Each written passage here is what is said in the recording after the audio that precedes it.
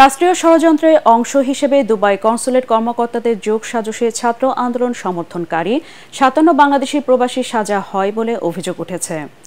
আটক বিক্ষোভকারীদের কোনো আইনি সহযোগিতা না দিয়ে উল্টো জঙ্গি ও স্বাধীনতা বিরোধী বলে মন্তব্য করেছিলেন consul general BM Jamal Hossain.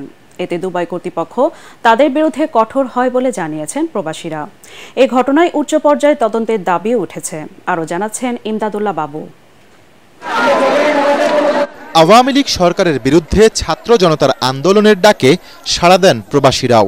এর অংশ হিসেবে রেমিটেন্স পাঠানো বন্ধ করে আরব আমিরাতে বিক্ষোভ করেন কর্মীরা। ১৯ জুলাই দুবাইয়ের কয়েকটি স্পটে বিক্ষোভ হয়। ২০ ও ২১ জুলাই বাছাই করে গ্রেফতার করা হয় ৫৭ বাংলাদেশিকে। ২২ জুলাই যাদের বিভিন্ন মেয়াদে সাজা হয়েছে। প্রবাসী কর্মীদের স্বাধীনতা বিরোধী ও জঙ্গি আখ্যা দেন দুবাইয়ে বাংলাদেশের consul general BM Jamal Hossain. স্বাধীনতা বিরোধী এবং জঙ্গি মনোভাবাপন্ন কতিপয় ব্যক্তি এবং কতিপয় ব্যক্তির প্ররোচনায় এই ঘটনাটি তারা ঘটিয়েছে।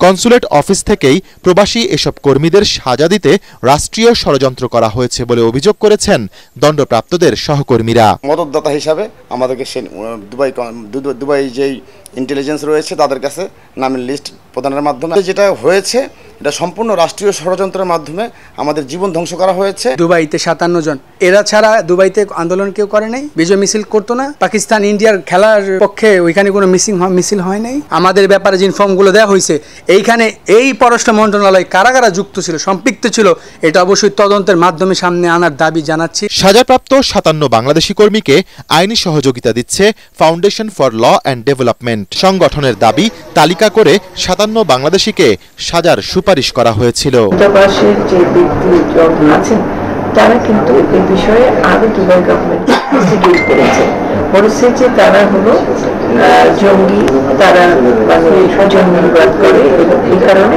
তারা সাহায্য করছে না। এবং এটার সম্পর্কে একটা পররাষ্ট্র মন্ত্রণালয় থেকে একটা ইনস্ট্রাকশন ছিল যে এই ধরনের যে হচ্ছে এগুলোতে তোমরা সবসময় অবজেকশন নেবে এবং এটাকে প্রোটেস্ট করবো, যে যার ফলে এই যে বিভিন্ন জায়গায় যে প্রোটেস্ট করে হয়েছে এগুলোতে আমাদের দূতাবাস কোনো সাহায্য করে। তবে এ বিষয়ে কনসাল জেনারেল BM জামাল হোসেনের কোনো মন্তব্য পাওয়া যায়নি।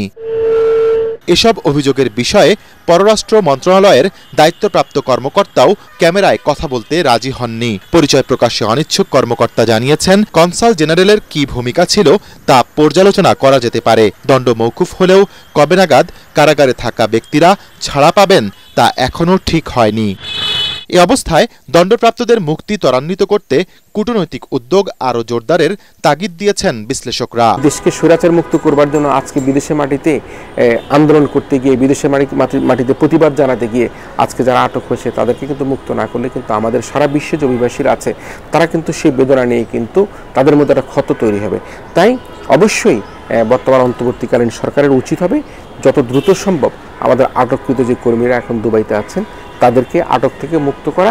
ইমদাদুল্লাহ বাবু, ATN বাংলা, ঢাকা।